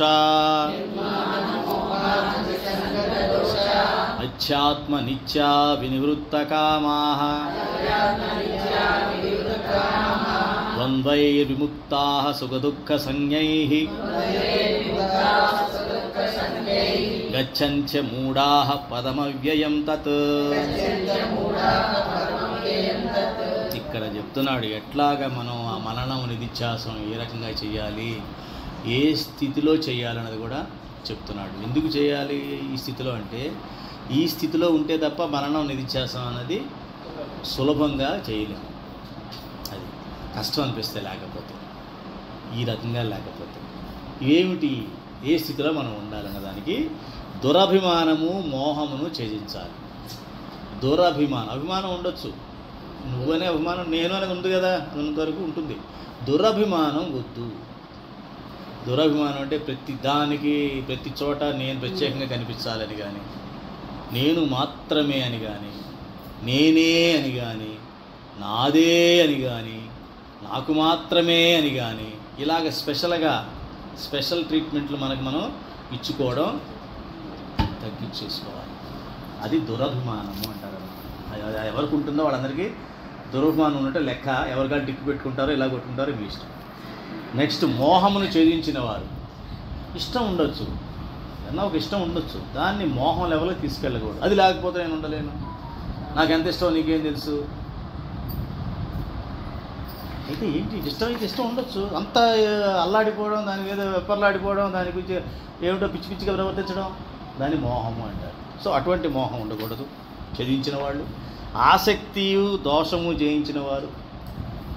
అనవసరమైన ఆసక్తి అంటే ఎవడి గురించి వాడు మాట్లాడుతుంటే మనకు ఆసక్తి. ఎందుకు మనకి ఏం సంబంధం, మనకి ఏం అవసరం? రాజకీయం అవ్వచ్చు, సినిమా అవ్వచ్చు, లేకపోతే మిగతా వాళ్ళ గురించి ఎవరు మాట్లాడాలి, అవసరమా నాకు ఇప్పుడు అది? దానివల్ల నీకు వచ్చే లాభం ఏమిటి? నేను ఆల్రెడీ చెప్పాను, జ్ఞానం వచ్చిన తర్వాత ఆయుష్ పూర్తయ్యేంత వరకు చాలా ఇంపార్టెంట్, చాలా విలువైన కాలం ఇది. ఈ కాలాన్ని ఆటికి ఇటికి లీక్ చేసేస్తే నీలో దృఢమైన శక్తి, దృఢత్వం ఎక్కడుంటుంది? బలహీనం అయిపోవు. అవసరమైన పని మానేసి పిచ్చ పనులన్నీ చేసేసి ఇంట్లో శక్తి పోతుందా, ఒంట్లో శక్తి పోతుందా? పోదా. అవసరమైన పని మానేసి అనవసరమైన పనులు చేస్తూ ఉంటే మనలో శక్తి నశిస్తుందా, నశించదా? నశిస్తుంది. అలాగే మీరు జ్ఞానం అంతా పెట్టుకొని అజ్ఞానమైన పని చేస్తూ ఉంటే జ్ఞానం నశించదా? నశించిపోతుంది. నాకు నేను విలువైనటువంటి జ్ఞానాన్ని చేతితో పట్టుకుంటూ వెళుతూ ఈ కథ కూడా తెలుసుగా మీకు. ఎవడో బ్రాహ్మడు పాపం గురువు గారు అని చెప్పి అందరూ శిష్యులందరూ కూడా ఏదో యజ్ఞం చేస్తే ఆయనకు ఒక మంచి చిన్న ఆవుని ఇచ్చారు. చిన్న ఆవులు వస్తున్నాయి కదా, అలాంటి ఏదో చిన్న గోవుని ఇస్తే ఆయన పట్టుకెళ్తున్న 4 దొంగలు ప్లాన్ వేశారు ఆయన దగ్గర తస్కరించాలని ప్లాన్ వేసి, అరే ప్లాన్ ప్రకారం మనం ఫాలో అవుదని చెప్పి ముందు ఒకటి వచ్చాడు, ఎదురయ్యాడు. ఏంటి మంత్రి గారు, ఏంటి గాడిని తీసుకెళ్తున్నారు అన్నాడు. మీ మొహం గాడిదే అంటారు, ఇది ఆవు మా వాళ్ళంతా చాలా ప్రేమగా ఇచ్చారు, యజ్ఞం అయిన తర్వాత గోదానం ఇది, చిన్న ఆవులు వస్తున్నాయి మధ్య ఇస్తున్నాను. వాళ్ళు ఎవళ్ళండి, అది గాడిదే అన్నాడు. సరే కొంచెం దూరం వెళ్ళాడు వీడు. వెళ్ళంగానే రెండో దొంగ రెడీ. మనకు అందరూ రోడ్డు మీద కుప్పల మీద సమ్ముతారు వాళ్ళు, వేసనగాయలు, ఈ పని విరగపోయారు, అందరూ వాళ్ళే ఒకే ఫ్యామిలీ ఉంటారు. ఇక్కడి నుంచి మొదలెట్లు ఎక్కడో కొనాల్సిందే దాన్ని, వాళ్ళు అలా ప్లాన్ చేస్తారు. అదే రకంగా ఇదనమాట. రెండో దొంగ కనబడి, ఈ గాడిది భలే ఉందండి అన్నాడు. కొంచెం మరీ డీప్గా అన్నాడు అనమాట. ఈ గాడిది భలే ఉంది అనేటప్పటికీ డౌట్ వచ్చింది, ఇది గాడిదేంటాయా, ఆవు కదా, ఆవు తోడ, గాడిద అంటావు ఏంటి అంటాడు. ఆవు తోడండి అలా అనిపించట్లేదే అని వెళ్ళిపోయాడు. వీడికి డౌట్ స్టార్ట్. మూడోవాడు వచ్చాడు. వాడు వచ్చి, ఏంటి పంతులు గారు గాడిదని తీసుకెళ్తాను, గాడిద పాలేని అవసరమా అన్నాడు. ఈ వైద్యానికి వాడతారు కదా గాడిద పాలేని అవసరమా? ఇక అనుమానం వచ్చేసింది, ఇది ఖచ్చితంగా గాడిదే. ఇంతమంది అంటారుగా ఏదో ఒకడంటే ఒక పొరపాటు అని ఉండొచ్చు. ఎంత జ్ఞానవంతుడు, ఎంత జ్ఞానం ఉంది వీడికి, అంత జ్ఞానం ఉంది. ఇచ్చిన వాళ్ళేమో భక్తులు, ఈయన గురువుగారు తీసుకొచ్చిన దాంట్లో మంచిదాన్ని తీసుకొచ్చిస్తారు, కానీ గురువుకి భక్తులు పనికి మాలని ఒట్టిపోయిందని ఇవ్వరు కదా. ఆ మాత్రం అంత జ్ఞానం ఉండి ఆ జ్ఞానాన్ని గుర్తింపించి వాళ్ళు ఇస్తే ఈ లోకం ఎలా ఉంటుందో చెప్తున్నాను, మీ జ్ఞానం ఎలా వెళ్ళిపోతుందో చెప్తున్నాను మీకు. పుస్తకం వల్ల వచ్చేటువంటి పరిణామాలు ఇవన్నీ మేము గ్రహిస్తాం కాబట్టి మేము సాధన చేయగలుగుతామండి. లేకపోతే నలుగురితో పాటు నారాయణ అవ్వదు, నలుగురితో పాటు ఏమవుతుంది, ఇలా గాడిదైపోతాం. నలుగురితో పాటు నారాయణ అని తేవలేదు, నలుగురితో పాటు నారాయణ అనేది సత్సంగంలోనే, బయటికి వెళ్తే గాడిదే. ఈ 4వ వాడు దొంగ అనిపించాడు. ఈ గాడిద మాట్లాడదలుచుకోవాలా, ఎవరు? పంతులు గారు, గురువు గారు. ఇది నాకు బరువు ఎందుకు, గాడిద ఎందుకు, ఇన్నాళ్ళు ఇక్కడ తీసుకొచ్చి అనవసరం కిలోమీటర్ నడిపించి, నాయన ఇది గాడిదే నువ్వు తీసుకొని అడిగిచ్చేశాడు. వాడు చెప్పకుండానే బాబు గాడిద కావాలా అన్నాడు వీడే. నీకు గాడిద కావాలా, ఇవ్వతే ఇచ్చేత పట్టుకుపో అన్నాడు. జ్ఞానాన్ని తస్కరించే దొంగలు మన చుట్టే ఉంటారు, మనవాళ్ళే ఉంటారు. అప్రమత్తంగా, చాలా అప్రమత్తంగా ఉన్నవాళ్ళ మటుకే ఆ జ్ఞానాన్ని జాగ్రత్తగా అమూల్యమైంది పట్టుకొని ఎవరో తస్కరించకుండా చూసుకోవాలి. అది చెప్తున్నాడు. ఆసక్తి అనేది వదిలేయాలి, అనవసరమైన వాటి మీద ఆసక్తి వదిలేయాలి. ప్రాపంచిక వాంఛల నుండి పూర్తిగా మరలిపోవాలి. అదేమిటండి ప్రాపంచిక నుంచి ఎలా పూర్తిగా ఎలా వెళ్ళిపోతాం? ఇక్కడ మీరు గమనించాల్సింది వాంఛ నుంచి, ప్రపంచం నుంచి కాదు, వాంఛల నుంచి. వాంఛ అంటే కోరిక. ప్రపంచం మీద కోరిక పెట్టుకోవద్దు. ఏం పెట్టుకోవాలి? మర్చిపోయారు. కోరిక పెట్టుకోవాలి, సరే ఏం పెట్టుకోవాలి? ఎవరు చెప్పారు ఇది? Very good. ఈ వైరాగ్యం మర్చిపోకూడదమ్మా మీరు. సౌభాగ్యం అంతా గుర్తుపెట్టుంటారు మీరు ఇన్నాళ్ళు. లలిత సహస్రనామం, లక్ష్మీ అష్టోత్తరం చదివి సౌభాగ్యం అంటారు. వైరాగ్యం కూడా అనండి, అదే ఈక్వల్గా అంటే దానికి ఫలితం దక్కుతూ ఉంటుంది. వైరాగ్యం సౌభాగ్యం అనుకోండి. ఎగ్జాక్ట్లీ అది. వాంఛల నుంచి పూర్తిగా మరలిపోవాలి. ఈ వాంఛ అన్నది ఉండకూడదు. పరమాత్మ స్వరూపం నిత్య స్థితులై ఉండాలి. అంటే ఇప్పుడు పూజ గదిలో కూర్చోవాలా దేవుడి ముందు ఏంటి? పరమాత్మ స్వరూపం నిత్య స్థితులై ఉండాలంటే అంటే చూసే ప్రతి దాంట్లో కూడా పరమాత్మనే చూడాలి. అక్కడ ఆత్మలో పరమాత్మనే చూడాలి, జడంలోనూ చూడాలి, చైతన్యంలోనూ చూడాలి.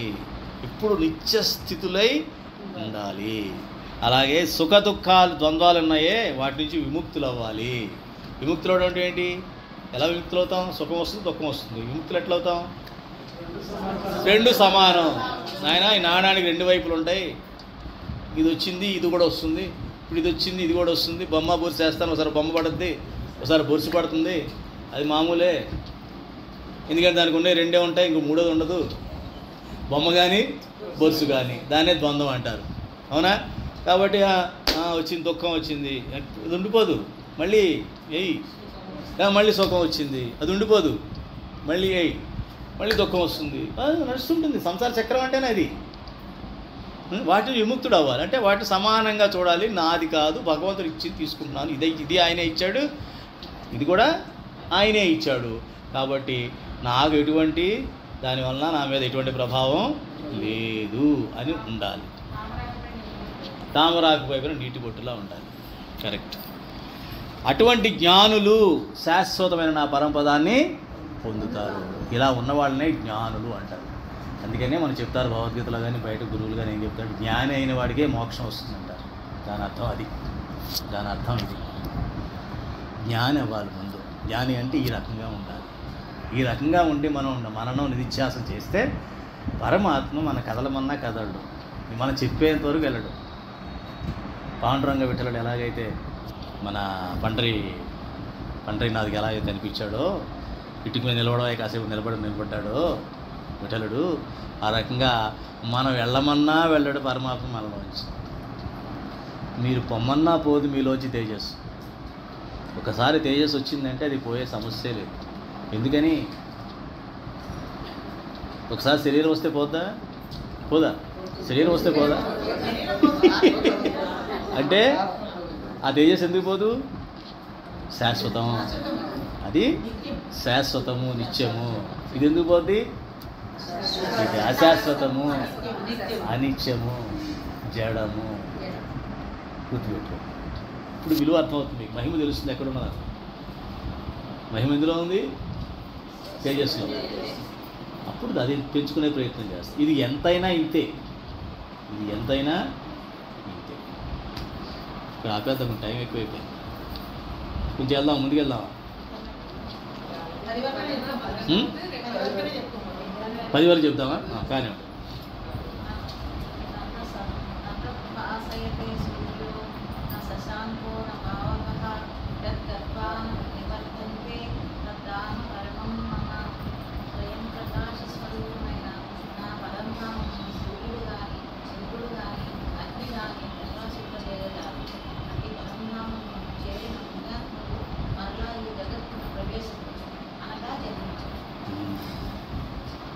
న తద్భాసయతే సూర్యో న శశాంకో న పావకః యద్గత్వా న నివర్తంతే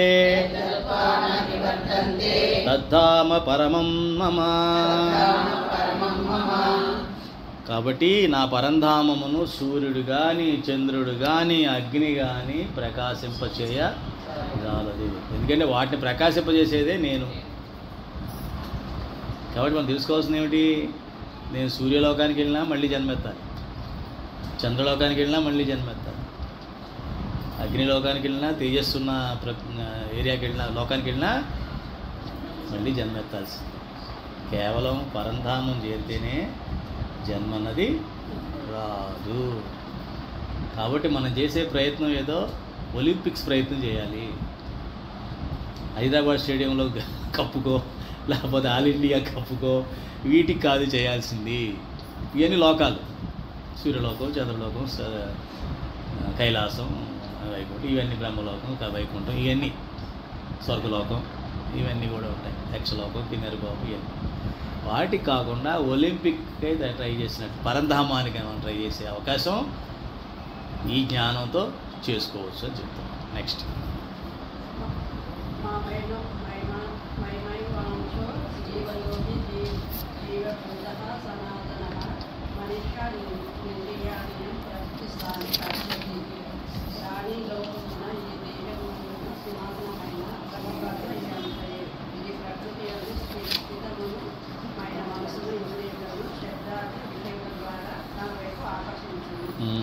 మమైవాంశో జీవలోకే జీవభూతః సనాతనః మనసష్టానీంద్రియాణి ప్రకృతిస్థాని కర్షతి. మమైవాంశో జీవలోకే అంటే ఈ జీవంలోని జీవరాశులన్నీ కూడా నా అంశ అంటే అర్థం ఏంటంటే నాలాగే శాశ్వతమైన అర్థం. నా అంశ అంటే దాని అర్థం నాలాగే, పరమాత్మలాగే అవి ఆత్మలు, వాటికి కూడా నాలాగే శాశ్వతత్వం ఉంది, నాకున్న గుణాలే వాటికి కూడా ఉన్నాయి అని చెప్పడం, అది నా అంశ అని చెప్పడం అన్నమాట. అది కూడా సనాతనమైనవే, నాలాగా అనాదిగా ఉంటాయి. కాకపోతే ప్రకృతిలోకి రాగానే ప్రకృతిలో ఉన్న గుణాల చేత మనసు, ఇంద్రియాలు, శబ్ద విషయం ద్వారా తన వైపు ఆకర్షించేసుకుంటున్నారు. ఈ ఆత్మను ఆకర్షించేసుకుంటుంది. ఆకర్షించుకొని నేను ఆత్మన సంగతి మర్చిపోతుంది. తద్వారా తను శాశ్వతము అన్న విషయం, నాలాగా శాశ్వతం మర్చిపోయి, నా అంశే అది అన్న విషయం మర్చిపోయి, నా బిడ్డే అని తెలుసుకోలేక, నా గుణాలే అదే దానికి ఉంది, నా స్వరూపమే అది అని తెలుసుకోలేక, సారూప్యం చెందలేక వైవిధ్యంలోకి వెళ్ళిపోతుంది. ఏకంగా అనుకోలేక వివిధంగా, వేరే రకంగా భేద దృష్టిలోకి వెళ్ళిపోతుంది. కారణం ఏంటంటే పంచ విషయాలు, మనసేంద్రియాలు. నెక్స్ట్ శరీరం యదవాప్నోతి యజ్జామతీశ్వరః గతిత్వైతాని సంయాతి గృహీత్యైతాని సంయాతి వాయుర్గంధాని వాసయాత్. వాయువు వాసనలను శ్లోకాలకు దేవతలకు స్వామి అయిన జీవాత్మ ఒక శరీరముని త్యజించినప్పుడు మనస్సు ఇంద్రియములను గ్రహించి వాటితో కూడా మరొక శరీరమును పొందును, అనగా దానిలో ప్రవేశించింది. శరీరం యదవాప్నోతి ఇచ్ఛాప్యుత్క్రామతీశ్వరః గృహీత్వైతాని సంయాతి వాయుర్గంధానివాసయాత్. మీరు అడిగారు కదమ్మా క్వశ్చన్, ఎవరు అడిగారు? కారణ శరీరంలోకి ఎట్లాగే వస్తాయని కదా. ఒక వాయువు ఎలాగైతే వెళుతూ వెళుతూ అది మూసీ నది నుంచి వస్తే మురుగు కంపు తీసుకెళ్తుంది, అదే మల్లె తోట నుంచి వెళ్తే ఆ గాలి మల్లె వాసన తీసుకెళ్తుంది. అట్లా అదే దేని ద్వారా ఎటు వెళ్తే దాని ఆ వాసనని తీసుకుంటుంది. అలాగే మన కారణ శరీరం కూడా అలా వెళుతూ వెళుతూ ఒక్కొక్క శరీరం నుంచి ఇంకో శరీరంలోకి వెళుతూ అది అక్కడ ఉన్నటువంటి సంస్కారాల వాసనలు తీసుకొని అది అలా ఇంకో శరీరంలోకి వెళ్ళిపోతుంది అన్నమాట. అర్థమైంది కదమ్మా. అయ్యో వాయువుకి అంటుతాయా? వాయువుకి అంటవు, వాయువు అలాగే ఉంటుంది. ఈ వాసనలు దానికి అంటుకుంటున్నాయి. ఆత్మ అలాగే ఉంది కానీ దానికి మన వాసనలు అంటుకుంటున్నాయి. ఎటువంటి వాసనలు? దుష్టవాసనలు, సత్కామలు, మంచి వాసనలు. అంటే అర్థం ఏమిటి? సత్వకర్మలు సాత్వికంగా ఉండి చేసినట్లయితే మంచి వాసనలు వస్తాయి, మంచి జన్మలు వస్తాయి. లేదు అంటే అధమ జన్మలు, అధమయ్యి వస్తాయి. ఇప్పుడు అర్థమైంది ఎట్లాగే తీసుకుంటుందో ఆత్మవాసనల్ని వాయువులాగా అన్నమాట.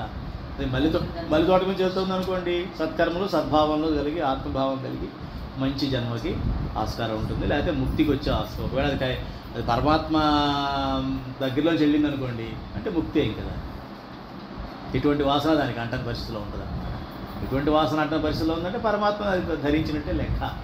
ఇంక దానికి ఏ వాసన ఎక్కదు ఆ వాయువులో, ఆత్మలో. అర్థమైందా? అలా కాకుండా దుర్గంధం ఉన్న ఏరియాలో దుర్గంధం కుసంగంలో ఉంటూ కుచితమైన ఆలోచనలు చేస్తూ ఎప్పుడు అసూయ, ఈర్ష, ద్వేషం, మమత, అహంకారం, అభిమానం ఇయే పెద్ద లిస్ట్ ఉంటుంది. అది మనకు తెలియదు, అది ఆ లిస్టులో ఉన్నట్టు కూడా మనకు తెలియదు. మన పేరు అన్ని చోట్ల ఉంటుంది. మన పేరు అక్కడ అన్ని చోట్ల ఉంటుంది. ఇటు అన్ని లిస్టులో నా పేరు ఉంది ఏంటంటే అనుభవం ఉన్నాయి నీకు. మన ల్యాబ్ టెస్ట్కి వెళ్తే అన్నీ చూపిస్తాడు కదా, బ్లడ్ టెస్ట్, యూరిన్ టెస్ట్, ఆ టెస్ట్, ఈ టెస్ట్ అన్నీ ఉంటాయి. ప్యాకేజ్ అంటాడు, నిజమైన అన్నీ చేయించేసుకుంటాడు, అన్నింటిలో ఉంటాయి అన్నీ కూడా. అలాగే ఇది కూడా అంతే. ఈ టెస్ట్ చేసుకెళ్తే అన్నింటిలోనూ మమతలో ఇటు ఉంటాడు, అహంకారంలో ఉంటుంది, అభిమానంలో ఉంటుంది, ఈర్ష్యలో ఉంటుంది, అసూయలో ఉంటుంది, ద్వేషంలో ఉంటుంది, అన్నింటిలోనూ మన పేరు ఉంటుంది. ఇన్నున్నాయా నాలో? ఇన్నున్న మేస్టారు మీలో. అర్థమైంది? తెలీదు. అందుకే జాగ్రత్తగా ఉండాలి. నెక్స్ట్ శ్రోత్రం చక్షుః స్పర్శనం చ రసనం ఘ్రాణమేవ చ అధిష్టాయ మనశ్చాయం విషయామపసేవతే. ఈ జీవాత్మ రక్తక్షుత్రోత్ర జిహ్వ ప్రాణములు అనే పంచేంద్రియాలను మనస్సును ఉపయోగించి శబ్దాది విషయములను అనుభవించు. శ్రోత్రం చక్షుః స్పర్శనం చ రసనం ఘ్రాణమేవ చ అధిష్టాయ మనశ్చాయం విషయానుపసేవతే. ఈ జీవాత్మ ఇంకేం చేస్తుంది? ఇందులో పడిపోయి చూసాం కదా, ఈ పంచ ఇంద్రియాల ద్వారా వాటిని అనుభవిస్తూ ఉంటుంది. అంటే ఇదేం అనిపిస్తూ ఉంటుంది? శబ్దాది విషయాల్ని అనుభవిస్తూ ఉంటుంది. శబ్దం ఏముంటుంది? శుద్ధిమోత కాకుండా ఒక ఇళయరాజా పాట వినడం మొదలు పెడుతుంది. తనకి ఏది ఇష్టమైనదో అది ఆ శబ్దాలు వింటూ ఉంటుంది అన్నమాట. అది ఉపయోగం లేదు, ఏదైనా శబ్దమే అనుకోవాలన్నమాట. ఏదైనా శబ్దమే అనుకోవాలి. ఎందుకంటే ఇంద్రియ తృప్తి తప్ప నాకు ఆత్మతృప్తి కలగదు. కానీ నాకు బాగుంది కదని అనిపిస్తుంది. అంటే అదేమిటిది? అది జీవాత్మ. ఆ జీవాత్మ అంటే ఏంటి? మలినమైపోయినట్టు జీవాత్మ. అదేమనుకుంటోంది? ఈ మనస్సు నేనే అనుకుంటోంది. అదేమాత్మ? అది నేను ఆత్మ అంటే ఏం కాదు, మనసే ఆత్మ అంటుంది అనమాట. సో మనసులో హాయిగా ఉంది కాబట్టి అది బెస్టే అనిపిస్తుంటుంది. కానీ అది కాదు. కేవలం పరమాత్మని మాత్రమే ఆనందించే రుచి దానికి కలగాలి. పరమాత్మ రుచి కలక్కే ఈ బాధలన్నీ కూడాను. ఇప్పుడు ఏం చేస్తున్నా, మ్యూజిక్ మారిపోతూ ఉంది. ఒకప్పుడు నెమ్మదిగా హార్మోనియం వాయించే పాట ఇష్టంగా ఉండేవి ఆ జనరేషన్కి. ఇప్పుడున్న జనరేషన్కి చాలా స్పీడు, బీటు, రకరకాలుగా అడావడి పెద్ద పెద్ద సౌండ్లు ఉంటే ఇష్టపడుతున్నారు. అన్నీ శబ్దాలే. వీళ్ళు ఏమంటారు పెద్దవాళ్ళు, ఆ రోజులు ఎంత బాగుండేదో సంగీతం, అది ఇది ఒకటే. అది ఎంజాయ్ చేస్తావు, ఇప్పుడు వీళ్ళు ఎంజాయ్ చేస్తున్నారు, అంతే తేడా. ఎంజాయ్మెంట్ ఒకటే కదా. ఏదైతే ఏమైంది, నువ్వు అప్పుడు ఎంజాయ్ చేసావు, అదే బాగుందని ఎందుకు అనుకుంటావు? వీడు ఎంజాయ్ చేస్తున్నాడు, వాడికి అది నచ్చింది, నీకు నచ్చింది, ఇద్దరూ శబ్దమే వింటున్నారు. పరమాత్మను ఇద్దరు దగ్గర చేరట్లేదు కదా. సో పరమాత్మను చేరాలంటే నామ సంకీర్తనలు, భజనలు అటువంటివే, పరమాత్మని నాకు పదే పదే జ్ఞప్తికి తెచ్చే నామజపాలు అవే ఉండాలిగా, అవే శబ్దాలు, ఆ జపాలు వినాలి కానీ, ప్రార్థనలు కీర్తనలు వినాలి కానీ, ఇట్లాంటి పిచ్చి పిచ్చిగా విషయాల మీద సంబంధించినటువంటి వర్ణనలు, శబ్దాలు, సంగీతాలు మనం వినకూడదు. విన్నా కూడా అవన్నీ శబ్దాలే. నెక్స్ట్ ఉత్క్రామంతం స్థితం వాపి పుంఖాననం వా గుణాన్వితం విమూఢానాను పశ్యంతి జ్ఞానచక్షుషః. జీవాత్మ శరీరమును త్యజించినప్పుడు, శరీరం స్థితుడై ఉన్నప్పుడు, విషయభోగములను అనుభవించుతున్నప్పుడు, అటులే త్రిగుణములతో కూడి ఉన్నప్పుడు అజ్ఞానులు తెలుసుకొనలేరు. కేవలము వివేకశీలుడైన జ్ఞానులే తమ జ్ఞాన నేత్రముల వలన స్వస్వరూపమును తెలుసుకొనగలుగుతారు. ఉత్క్రామంతం స్థితం వాపి భుంజానం వా గుణాన్వితం విమూఢానాను పశ్యంతి జ్ఞానచక్షుషః. ఇప్పుడు ఈ జీవాత్మ శరీరం త్యజించినప్పుడు కానీ, శరీరంలో ఉన్నప్పుడు కానీ, విషయభోగాలు అనుభవిస్తున్నప్పుడు కానీ, అలాగే త్రిగుణాలతో కూడి ఉన్నప్పుడు కానీ అజ్ఞానుడు తెలుసుకోలేదు. మీరు అనుకున్నాం కదమ్మా, మనకు తెలియదు, మనకేమీ తెలియదు. అలా ఉన్నాము, అన్ని లిస్టులో మనం ఉన్నట్టుగా మనకి తెలియదు. అజ్ఞానుడు అనమాట. తెలియట్లేదంటే నేను అజ్ఞానం ఉన్నట్టు లెక్క. కేవలం వివేకశీలురైన, వివేకం అంటే ఏంటి? ప్రతి క్షణం ఇది అవునా కాదా, ఇది మంచా చెడా, నీత అవినీత, ధర్మమా అధర్మమా, పరమాత్మ అనాత్మ, ఆత్మ అనాత్మ, ఇది మనసు చేస్తున్నదా ఇంద్రియం చేస్తున్నదా, ఇది విషయమా లేదా పరమాత్మకు సంబంధించిన విషయమా, ప్రకృతికి చెందిన విషయమా, ఈ విషయాన్ని ప్రకృతికి సంబంధించి దానికి వాడుతున్నానా, ఈ ఇంద్రియాన్ని విషయాన్ని నేను పరమాత్మకు సంబంధించడానికి వాడుతున్నానా, నా భావన దుష్భావన సద్భావన, ఇలాగ వివేకం. ఎప్పుడు వివేకం అనే ఖడ్గం, అది కూడా ఖడ్గమమ్మ, వివేకం అనేది కూడా కత్తి లాంటిది. ఆ వివేకం అనేటువంటి ఉన్నవాళ్ళే జ్ఞానులు. జ్ఞానులే తమ జ్ఞాననేత్రముల వలన స్వస్వరూపాన్ని తెలుసుకుంటారు. స్వస్వరూపం ఏమిటి మంది? ఆత్మస్వరూపం. నేను ఆత్మస్వరూపాన్ని అన్న విషయం పదే పదే జ్ఞప్తికి ఉంచుకోగలుగుతారు. మా స్వస్తి. శాంతి పాఠ. సహనా భవతు సహనౌ భునక్తు సహ వీర్యం కరవావహై తేజస్వినావధీతమస్తు మా విద్విషావహై. ఓం శాంతి శాంతి శాంతి.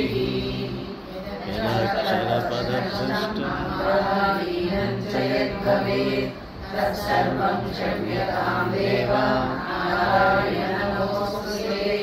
కాయేన వాచా మనసేంద్రియైర్వ బుద్ధ్యాత్మనా వా ప్రకృతే స్వభావాత్ కరోమి యజ్ఞః సకలం పరస్మై నారాయణాయేతి సమర్పయామి. శ్రీమన్నారాయణాయేతి సమర్పయామి. జై శ్రీరామ్, జై శ్రీకృష్ణ, జై స్వామినారాయణ.